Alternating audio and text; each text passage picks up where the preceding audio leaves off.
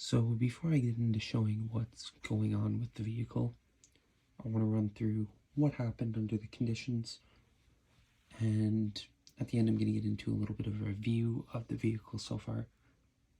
But so I was out today getting my vehicle oil sprayed and decided, hey, bring this with me, have some fun out front while they're doing it. It was all going great, everything was going as planned. There was a little snow jump out front, well, snow berm from latest snowfall, and was just getting some pretty good air off it, nothing too crazy. Everybody was stopping, taking a look, of course, but tons of fun. Everything was performing great. Tried to do a front flip, didn't quite get the rotation, landed on the left rear tire, broke the arm, not a big deal, pretty normal break.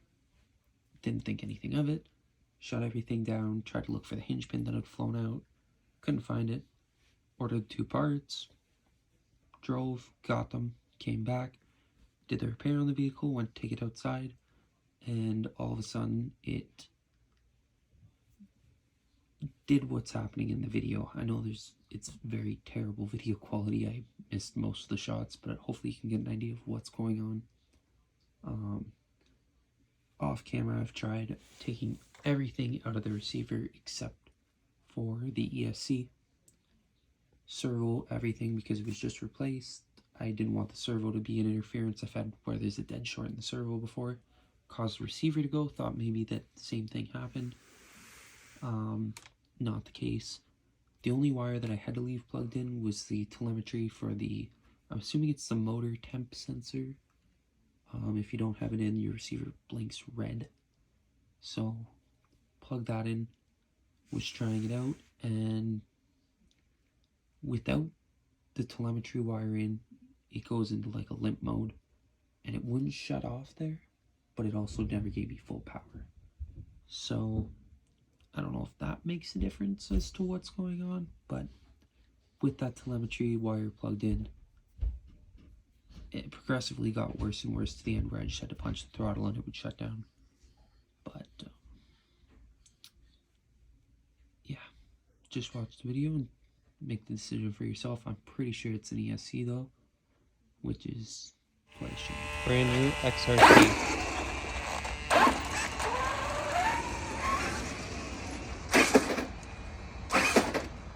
If you keep playing with it long enough, it'll just shut itself down. No low voltage.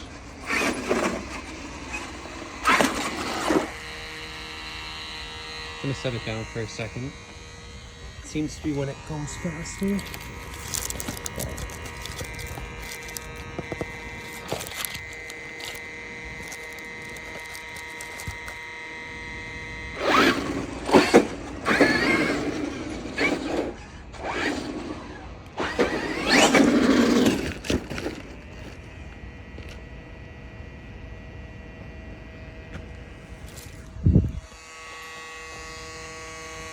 So that's new. Right there it just cut off and then came back on as soon as it hit my foot. So here's the XRT. Gonna try and get the effect without having it completely run away. But here's full power. Hit the brakes. Totally cut out. Without fail. I can come back. Press the button, back on. Not like it's bad connection, nothing. So, we'll take 2. Give it a longer run up. That's still quite a bit of power when it got here last time.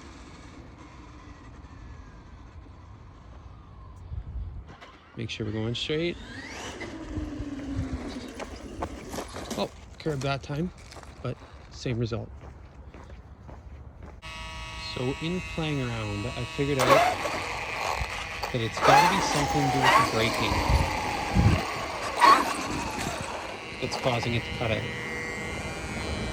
I'll show it again here in a minute, but it's only, I can keep constantly hitting the throttle. That one didn't clean the brake, but I can keep bouncing on and off the throttle.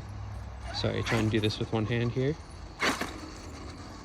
Oh, well, that just broke my theory. There was no brake involved there. It just keeps turning on and off. It was out earlier today. Took a run, kind of did a flip, broke the rear A-arm, put it away, all seemed fine. Took it out to check if it was working proper, and now we're at this point. So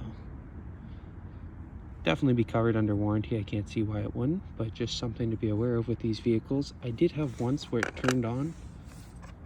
It was running for a minute, and then all 3 lights came on red. So here I am back with the XRT.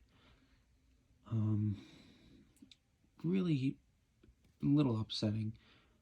This truck's week and a half, it might be 2 weeks old now, but definitely not 3 yet.